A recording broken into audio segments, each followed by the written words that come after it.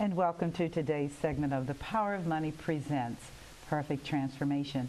For those of you that have been my faithful viewers over the years, you know that I've been totally committed to the issue of empowering my viewers in the area of money and finance.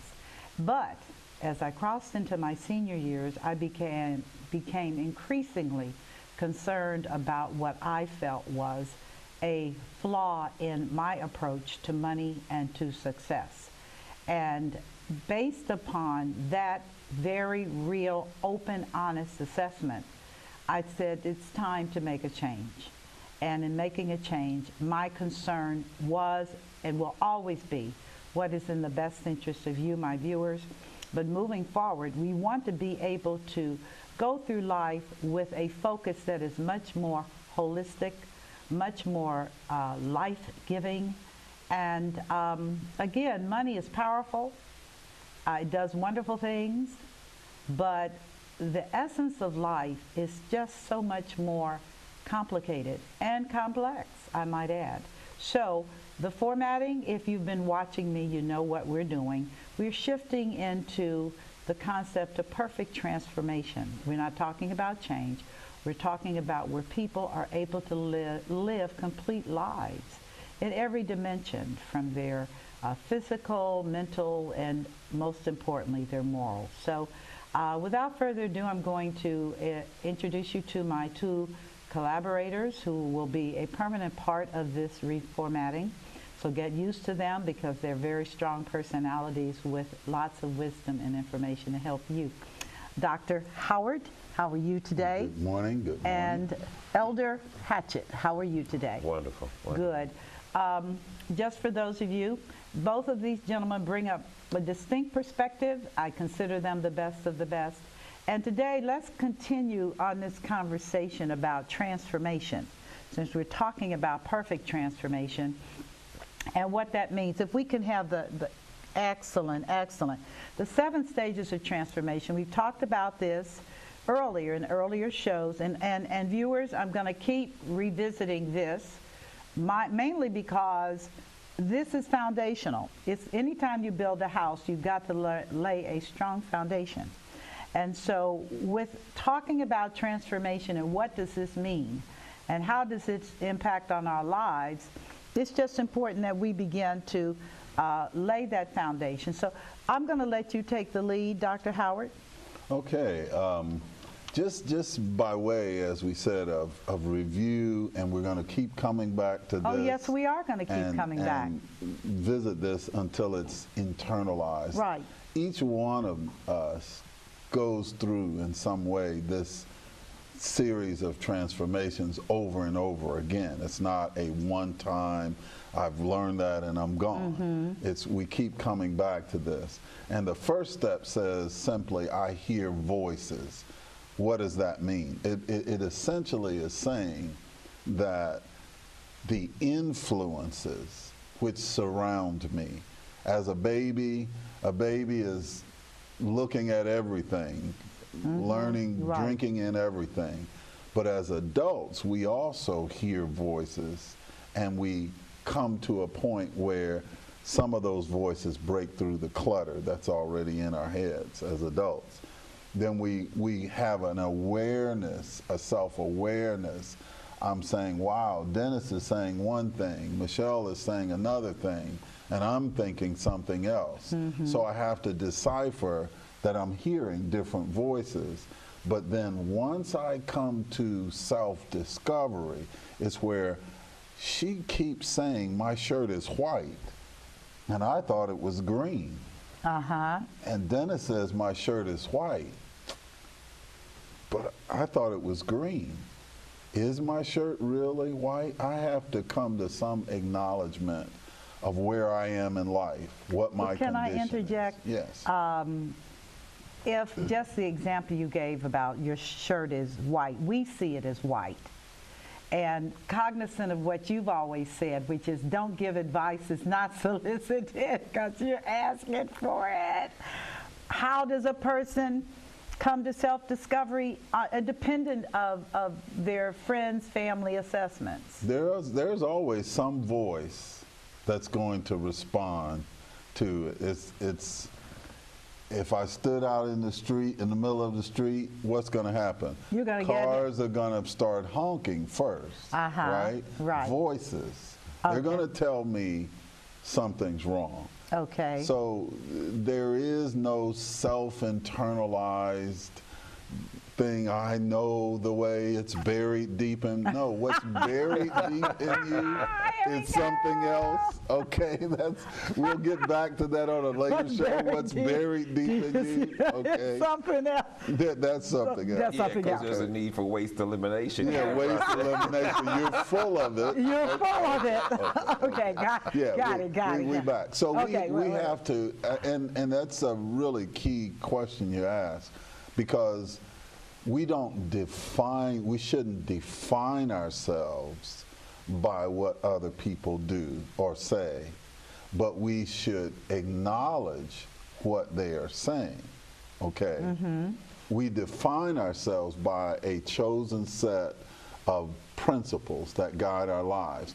And later I'm sure we're going to talk about that, how to live a life according to principles or charter or a certain vision. But usually that is formed outside of us. So this self-discovery is, wow, that's where we spend a lot of our lives, coming back to where am I, what's my condition. If I look at my bank register, why do I look at my bank register? To discover where I am. Yes, right? Yes, I'm on zero, so I better do something else. And that vision of my condition, my bank register being at zero, prompts me to do something. Right? Something. Something different. Go to work. You know, start a business or get busy with it. So that is something that should drive her. When a person loses their moral, and when we're not saying moralistic in that sense, but the moral power gives us a vision of what we should be and how we should be. When you lose that, that's when people are overwhelmed. They're depressed. They don't, oh, I don't know what to do. Then they need enlightenment. You see? Got it. Now, when I'm enlightened, some voice has given me direction. Something has said, wow, this is it. Eureka, enlightenment. The light bulb comes on. And now I think, that's what I want to do. And I get up and do it. My shirt isn't green. My bank account is on zero. I need to do something. I need to do something. You see? And then I have a decision to make, which is an intellectual kind of absorption of the voices that I heard. Well, Michelle said my shirt wasn't green. Dennis said my shirt wasn't green. But then Frank told me that when the light shines on it, there's a green patina, and that's why I thought it was green. Okay. You come to a decision about how I'm going to filter what the different influences in my life. My mother told me something, my father, you know, then you make a commitment. Once you have decided, that's not the end of the process, because people change decisions. I thought you were coming to my house. I changed my mind. I had something to do. The decision is not the end of the process until I make a commitment. A decision is just a resting point. Right? Give me an example. What do you, I guess my challenge is, and I worked through this. This was tough. Acknowledging the voices from the past, your parents, your church, your all these voices, and trying to find your way through this maze to arrive at self-discovery, which is, who am I? Well, you know, a lot of it is indicative to the fact that we as people, we may operate in a dimension for a purpose. And we may have the intentions of doing this thing. But the observations of those around us give us direction for adjustments, because even though we may be in the mindset that we're doing this thing, it's kind of like, example, there's a tree and we're going to climb the tree. So we wrap ourselves around the tree and we pull ourselves up and then we slide back down. And we pull ourselves up and we slide back down. And we tell people, well, they ask you, what are you doing? I'm climbing the tree. And then someone says, well, why don't you reach up and grab a branch and pull yourself up? Okay. But until someone brings that voice comes to bring that additional information, we're still asphyxiated on the fact that we're climbing the tree even though we're not going anywhere. So when the other voices come in, the other voices come in a lot of instances, you can take them as criticism, but in a lot of instances, there are additional information and instruction in the criticism. But it all depending on how you process the information that comes in, is how you weigh the voices will give you a clarity. Because you say, I'm climbing the tree. But the clarity of climbing the tree is only clear when there's progress being made and you're actually going from the ground up into the tree. Well, that process of making those decisions, though, is not always linear. In other words, it's not oh, I see what to do, oh, I do it. Sometimes I'm hugging that tree for years, sliding down. I'm thinking about a whole bunch of people hugging that tree. And then what happens is not always is that enlightenment from intellectual knowledge. Sometimes, and the most important probably, is people in my life modeling how to climb the tree. I'm sliding down. And they're going to copy. And then I look over and I see, oh, Dennis is grabbing the branch. Dennis is pulling himself. Maybe I should grab the branch. Right. So there's no conversation. I just grab the branch and pull up. So this process, and all we're trying to do is make this practical, because it's how do we get to this place in our lives? And a lot of us are saying, wow, I'm not where I'm getting older. I'm not old yet. I'm getting older. Okay. And I am not where I should be. Is life over for me? What can I do? So we want to really break this down so that we can quickly come to better place and make better decisions and make a commitment to being better. Then I make better choices out of that commitment, and then my life transforms, okay? And when you talk about your life transforms, you do mean on an ongoing basis. Well, this is a process. Right. I was going to say that definitely is a process. But the thing that I find so encouraging, the statistics are really, really enlightening in terms of the number of people that are now going through forced transformation, in as much as retirement is now here. And this baby boomer trend of 10,000 people retiring a day. And I see it all around me. I was at the dentist yesterday, and my dentist, she is retiring. I said, what? And she said, well, I'm giving you to somebody younger. And I said, younger does not necessarily mean better, you know. And she said, I'm just tired of doing teeth. I want to travel, I want to do this, I want to do that. And I thought about it because I talked to some other people that are leaving the workforce, some under duress, meaning gotta leave, and some that are wanting to leave. But again, this is now on them, and they're having to deal with this as a reality. So I think this is very important. Is it too late when a person's in their 60s to transform? I think there are levels of that transformation. Okay, if I realistically say I'm 64 and I'll be 65 tomorrow, I want to have $1 million by the time I'm 65. No, I don't think that. So. Not legally, anyway, right. So I think you have to. That's a part of that assessment, that self-awareness and stimulation to say what is possible. What, maybe I need help understanding what my possibilities are, and that's why I'm sure people came to you for so many years to say, what are my possibilities financially? What can I do? Right? They're really asking about their life is really That's why I had to make a change, Yes. because the money piece was such a tiny piece in their whole life schematics. Such a tiny piece. And truthfully, at 60, if you have no money, and statistics say that the average retiree only has $25,000 saved up, that's the truth. There's nothing I can do. There's nothing I can do. There are things you can do, but they might not be good things. Exactly. I mean, I think that's the choice or the decision people have to come to is, I wanted this. I wanted.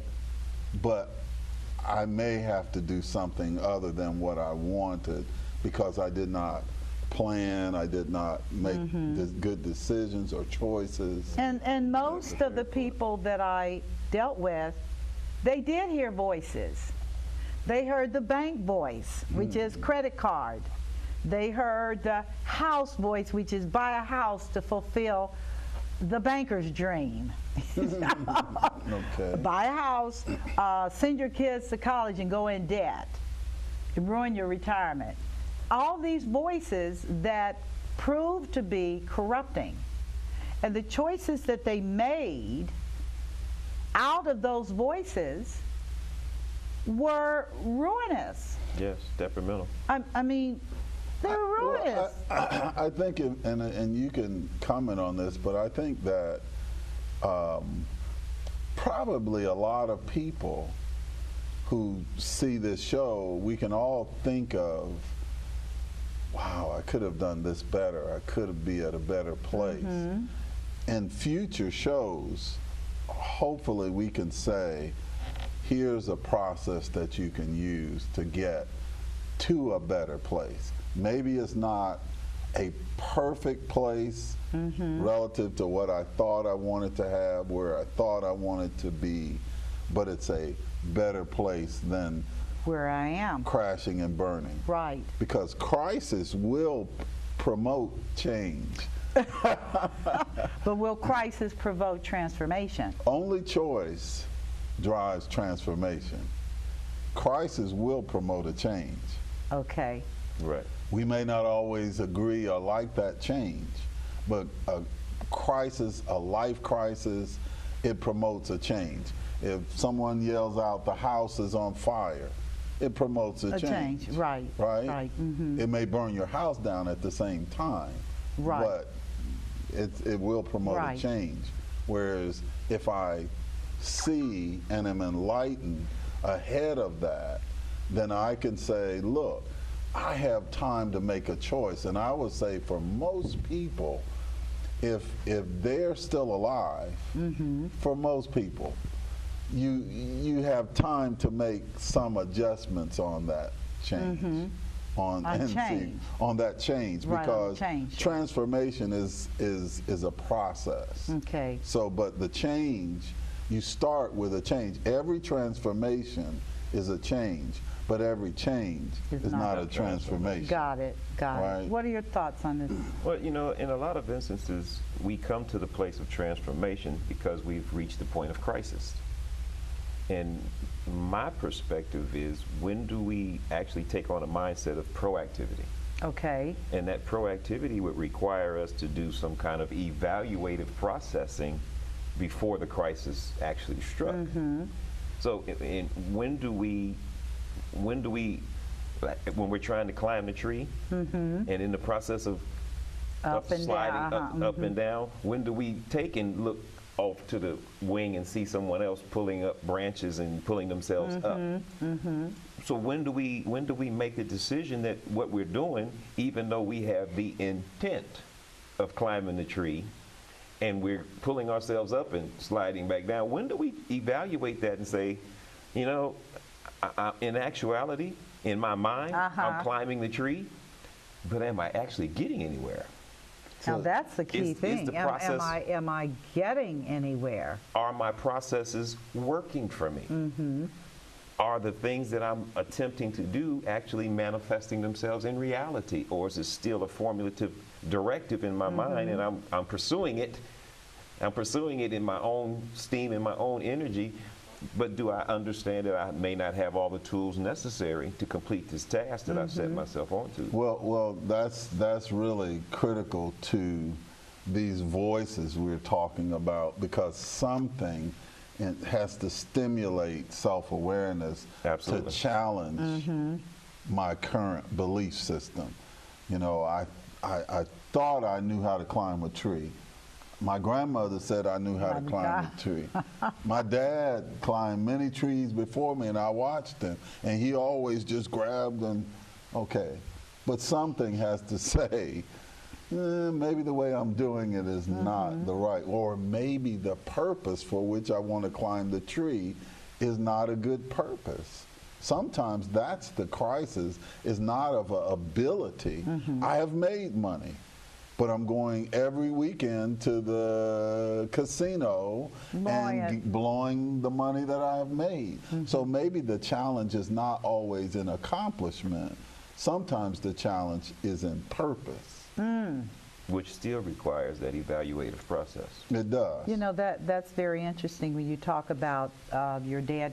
I watched my grandmother, I watched my dad. There is a story that I was told about when you talk about how people are looking back and they're not looking at why, and had to deal with why for Thanksgiving every year they roasted a ham. Don't take offense, because I know you're a naturopathic doctor. But they cut the butt off, they cut the end off and pitched it.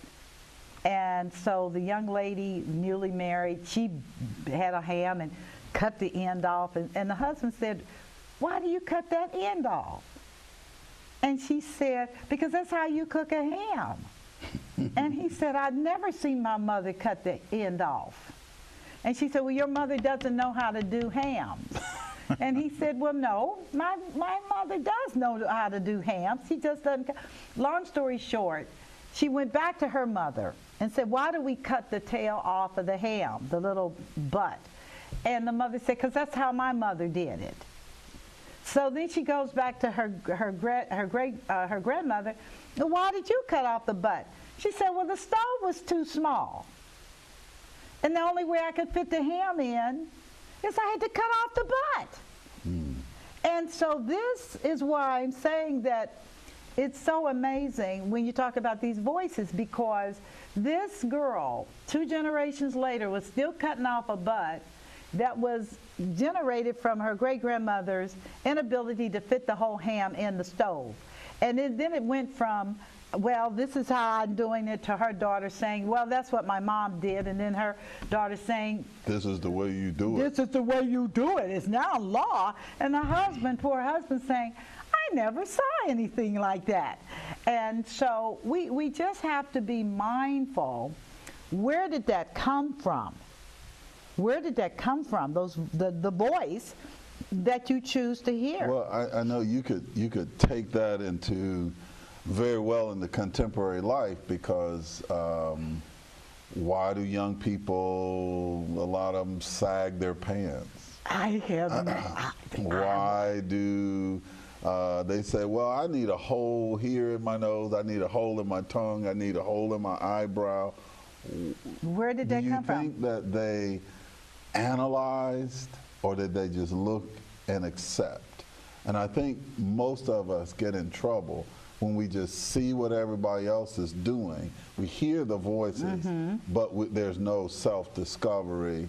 We just absorb that. We skip silently from hearing the voice to making a choice. And that's a very dangerous thing, because that could lead to disastrous life. And for most people, it does. It does. It does. To some extent, you're either in a half disaster or a whole disaster.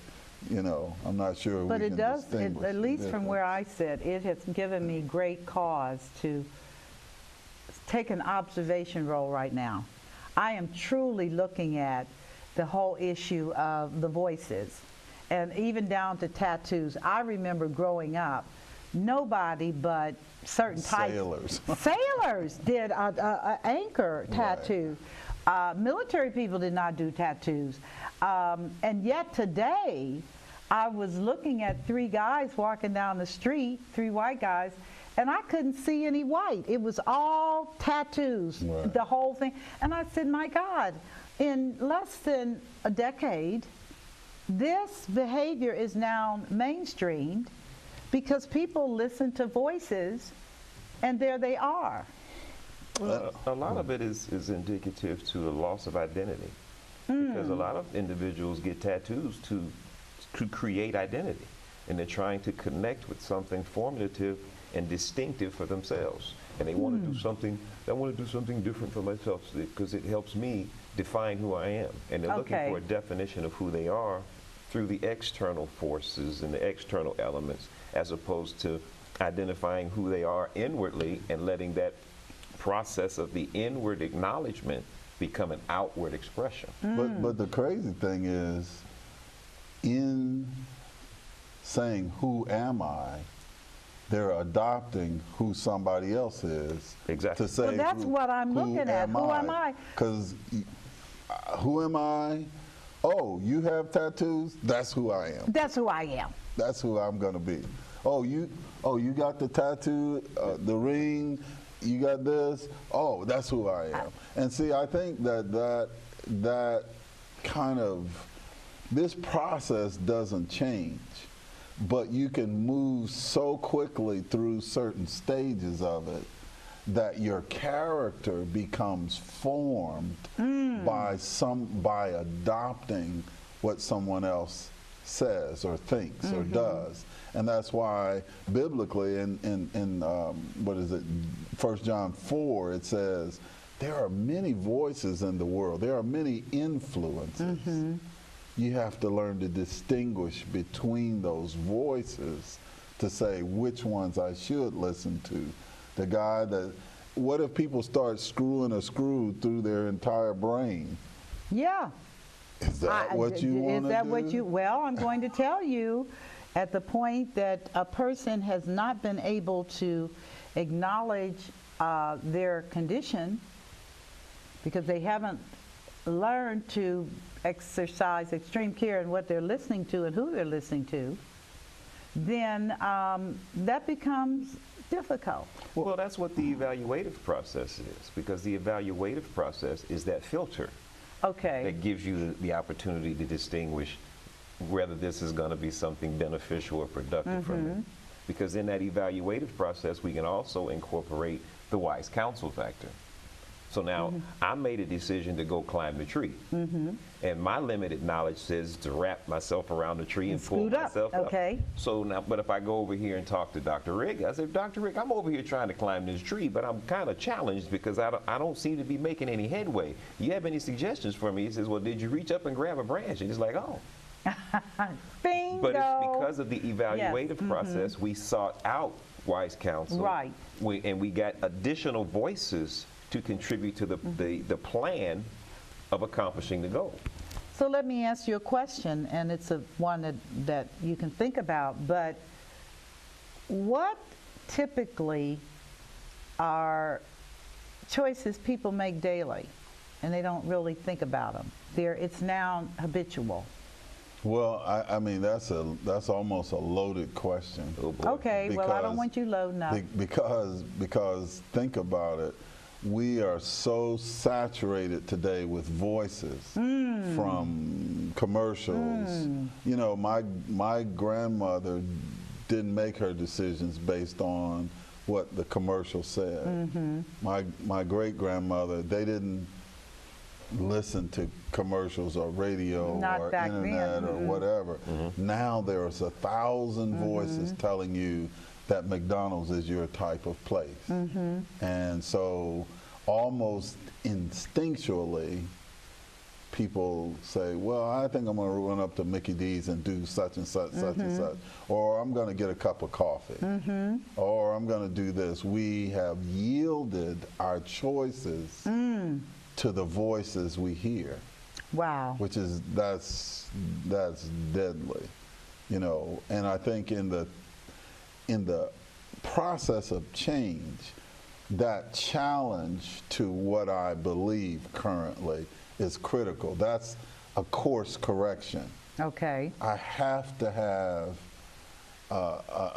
just say, for example, you're climbing the tree, and you don't have a clear sense of purpose, or why you're climbing the tree, or a moral basis for saying, I want to climb the tree because of this, right? And let me break that down a little bit more. When we say moral, we're not talking just moralistic things. Oh, you should climb the tree, you shouldn't climb the tree. The moral power gives you a vision for why you're climbing the tree. Nobody will accomplish anything if they have no vision. Without a vision, people perish. Right. Or they don't succeed, or they are unsuccessful. Right. So the moral power is the vision. I say to you, hey man, the reason you need to climb the tree, and the reason everybody's climbing the tree, Dennis, is there's fruit at the top. Right. There's something to gain. Really? I didn't know that. I didn't know there was. You mean there's, now I start looking up to the top of the and tree, seeing what's and at now the I have a top. Yeah. vision of what's at the top. Now I have a moral directive to climb the tree the best way I can, because I want what's at top. So that vision of what I should do drives what I do. But the people in this environment today, they have lost any vision of what they should do. Well, their vision has been clouded by this flood of media information. And the media information is taking over the vision, and it's providing a vision for you, which takes you from the hearing the voices to the choices, and totally bypassing the process in the middle. And bypassing the process in the middle is where our individuality is lost. Because now when we're going from the voices to the choices, we're in emulation. The scary thing is, though, that they don't really bypass it, they just yield it. Right. That's different. I still go through that. I just say, okay, Dennis says my shirt is yellow today. Yesterday he said it was white. Okay, that's what the environment says. I don't even I take a half a second. Is my shirt really? No, Dennis said it was yellow. Then I want what Dennis says I should have. I go through the same things, and I commit myself to what someone else says. I've yielded my life to something else. So I think that is coming back to what this whole process of transformation. We want a successful life. Right. If you can define what success is. And that's what the moral power does for you. Your moral power gives you a vision of what that successful life should be. But the trick is that our moral power has to be based on some legitimate standard. If I don't have a legitimate standard to base what guides my life, then I'm still going to be off. I'll just do that with a crazy purpose. Absolutely, absolutely. Or with no purpose at all. Or no purpose at all, which is what I look out at the environment today, and this is what seriously disturbs me, and that is that we are now into the homogenization of our culture, and that is where everything, even those things that are moral, have been so watered down and compromised into the prevailing culture. How does one know that these value sets that a moral power would require? There's a value system. How does one get to that today? Well, again, that's a product of choice, which is, again, it's a process that we go over and over and over.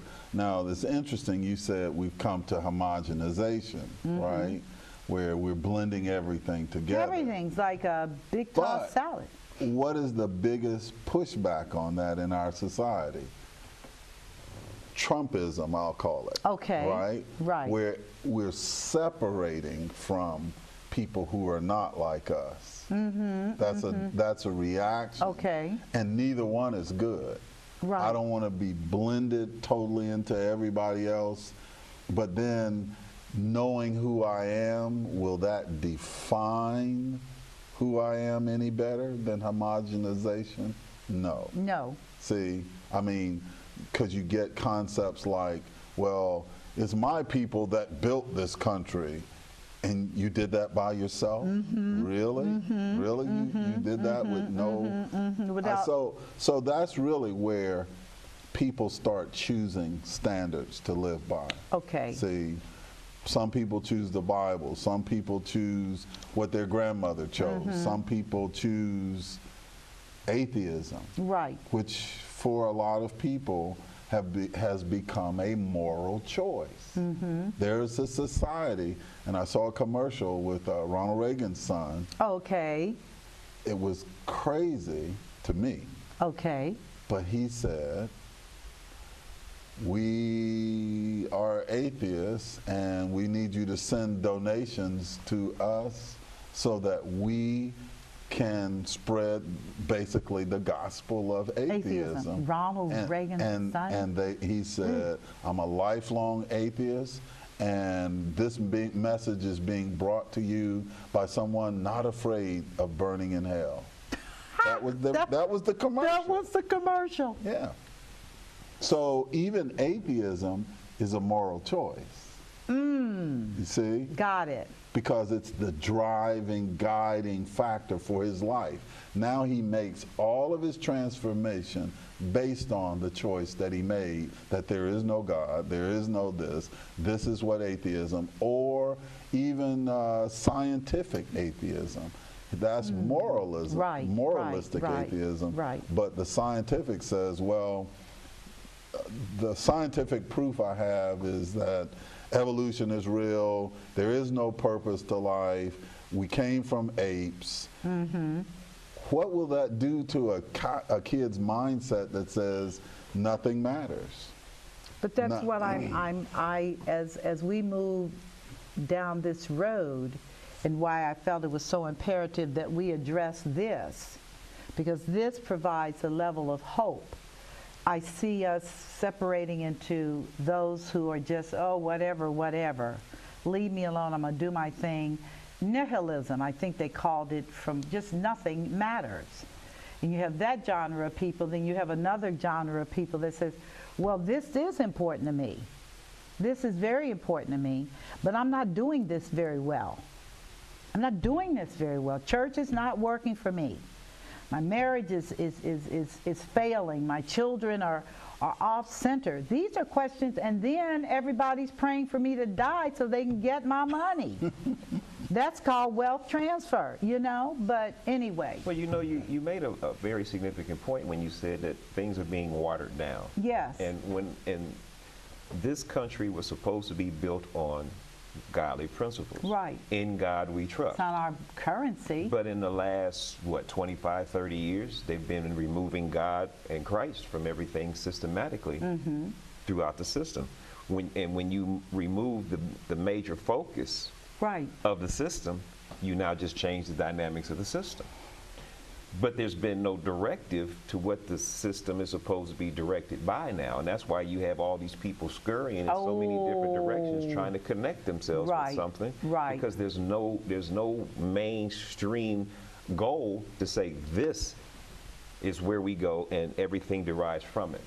And when you remove God from the forefront, now who's in the forefront right now? Well, I think though that the reaction to that, I mean, it's almost like in a family. If my grandmother, my great-grandmother had certain ideals, okay, which before all the voices of the social media, et cetera, came, I lived out those ideals. But if they were not the product of enlightenment and self-discovery, that just becomes a ritual. Religion becomes a ritual. Right. It becomes something I do because, well, my daddy did it.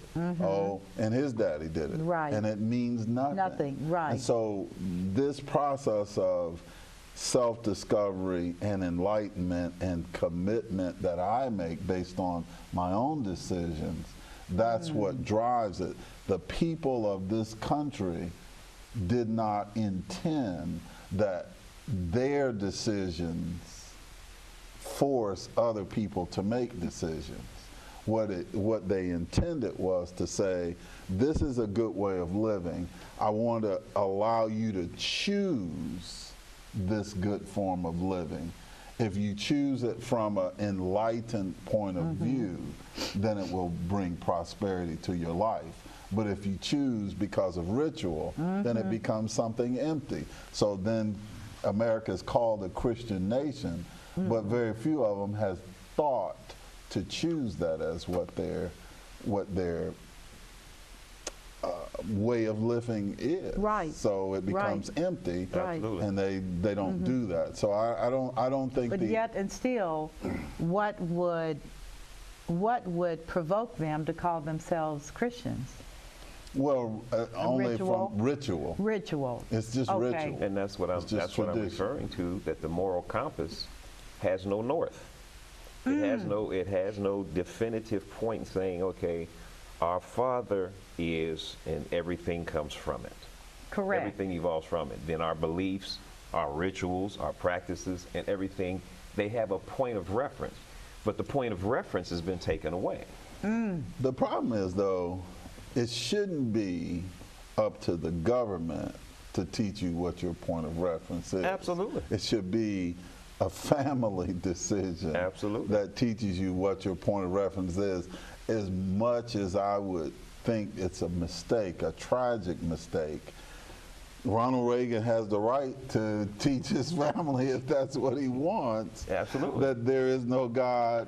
I mean, there will be a rude awakening. But I think that from a, I don't know, societal point of view, the best thing we can do is teach people, number one, that there is a need for self-discovery. There's a need for enlightenment. Absolutely. That's not just formal education, Right. but life education. Right. Okay? And hopefully that's what this program is at least throwing out in the air and saying, this is This a is process. everything. This is, you know, because money is important. Money is powerful, but the enlightenment is that money is a tool, right? And nothing more, but it will tell your story. Exactly. And that's where I was coming from when I say, wait, we're going to change the format here. Because money tells a story that is based upon, again, principles, lifetime, cultural, family, the voices. We operate on those voices in making a multitude of life-impacting, permanently impacting choices. Absolutely. We do, as just the issue of paying for your kids' college through debt, through plundering your retirement money, or the lady that a doctor, a PhD, and her husband bankrolled their son's college, and he defaulted, and they had co-signed, and now they have to pay back $140,000, and through their retirement money. The bank's going to get its money. Why do I bring that up? Because when I talked to her, we were talking about this issue of voices. I was just talking to her about this, and I said, you're such a wonderful example of tenacity and working with people, and your children, I'm sure, are wonderful. And she went on to tell me about the son, the firstborn, and how he did this. Well, you know, what happens a lot of times is people put success, quote unquote, what they have decided success is in their sights. This is what I'm pursuing, come hell or high water. I'm pursuing this, okay? To the detriment of the children, to the detriment of the family, to the detriment of transferring true wealth of my value system. That is wealth. So my value system, their value system, wasn't translated to the son, and all he saw was money comes easily, but I have no commitment to that, so I can step away and leave you with that. Stuck. See, that's a moral choice. Predicated upon what voices? Your parents don't count? Well, here's the thing. If I don't teach my child from a very early age or from the beginning that 1 + 1 is 2, and I hear a voice that says 1 + 1 is 3 or 1.5, then that's what I will go with, because there's no standard, there's no moral standard.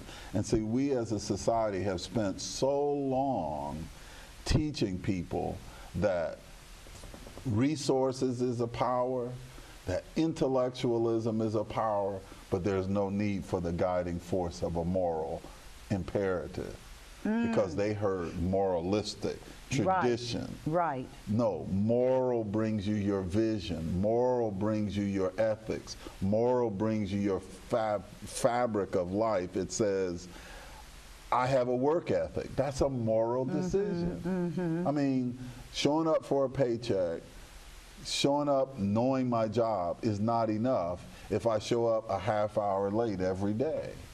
Right. Showing up on time is a moral decision. You see? Yeah. So our society, unfortunately, has separated moral power, or trying to separate it, a moral power from our physical use of resources and our intellectual attainment. So you see a lot of doctors and people pursuing success from a materialistic standpoint, and they have no guidance. So they're driving the car 125 miles an hour, and they crash the car of their life into a wall because there's nothing guiding them. What are your thoughts? Well, you know, it brings me to the place of understanding that we as a society need to collectively understand it's time for us to come out of all the voices and the noise and bring that evaluative compass in and start operating in an evaluative process so that we can start filtering out those things that are leading us into a hole. With an example, we talk about the couple that had the child that went to school, and he quit school and they were stuck with the bill. Yeah. Well, when we teach our children by investment, if the child is investing in a new car, I can help you with your investment for the new car. But now that the child has invested in a new car, it has a value to the child because the child has an investment in it. Got it. The child has no investment in the education, so walking away from the education meant nothing to him. And it was painless. Absolutely. Right? Totally Absolutely painless. And, Well, and they're devastated. And I heard something on the news yesterday, I think it was, not on the news, but NPR I listen to all the time. But the interesting thing, they were talking about social programs and helping the poor and helping this. And they were saying, well, there's some things that should, you know, they were talking about providing broadband internet to poor communities because they need that access. Yes, they do. And Yes, such. they do. And they were saying, well, for certain people, it'll be, you know, say $75 a month, and then for some people it'll be $15, and for some people it would be free. Okay, and my thing, just based on what you just said, it should never be free. Absolutely. It should never be free. There has to be an investment. Because if I give something to someone and it costs them nothing, then it will mean nothing to them. Absolutely. They have no way of valuing what that is. Absolutely. So we are teaching societally some people that there are things free, and you know as well as I know there are no there free are no lunches. free anything. Absolutely. There's no free Somebody's lunches. paying for it. Somebody's paying for it. Absolutely. And if I do not take ownership, there's no self-discovery. Absolutely. I have to take ownership of Absolutely. what that is, or else I will lose. And not just me, it'll be my children, my grandchildren, and society at large that loses. And that's why But that's we're really where we are today. That's that exactly really is where we are. A nation of entitlements, Exactly. where people actually feel that if I don't have to pay for it, I won't. But you know, they create the entitlement system because it contributes to the overall system, the powers to be, because the benefactor is the powers to be, because you made mention to the fact that even though the child walked away from the loan and the parents are stuck with it, the bank is still getting their money. Yes. So they create this entitlement system and these systems of entitlement down here on the bottom sector to create a mindset that's ultimately going to end up benefiting them at the end. Well, back in the 50s, just to make a point on that one thing, they, you know, when 40s, early 50s, they had credit first coming out where people could buy on time. Yeah, layaways Most and people stuff. thought you were a poor person if you bought on time. They thought you were no good, kind of you were a shiftless person because you should pay for what you get. Right then. Right then. And now it's the opposite. Yeah. If you don't have credit, what's wrong with you? You can't get any credit. You Exactly. can't. You see how the societal shift, those generations. And have back been to taught. voices, because Back to the at the voices. point the government is the biggest debtor, our government in the world, based upon no gold, but just the perception that the American people have production power to enable us to meet our debt, and that's not going to happen, period. Well, you well know that now the voices economically say it's good for America to have some debt. Oh my God! Right? But at the point It's that we good are for them. drowning, Giving justification to giving justification to the drowned by death. I mean, So what's the takeaway for well, I today's think the show? takeaway for today is that viewers, because time is up and we are still examining this subject, I would like to challenge you to look at what challenges your current beliefs. How do you respond when somebody says to you, just hypothetically, why do you go to church? Church is in the heart. And how do you feel about that, and what is your response to that? That's my recommendation to you for takeaway today. Examine it, see how you feel about that. Why do you go to church? Why do you go to church on Sunday? Why do you go to church on Sunday? Why do you go to church, period? Really? Anyway, that's the thought for today. I've enjoyed you being a part of our world in this conversation, dealing with the engines of transformation, the 7 steps, and we'll look forward to having you on our next show. I'm Michelle Graves, again, sending you the best, only the best, to the best. God bless you. You take care.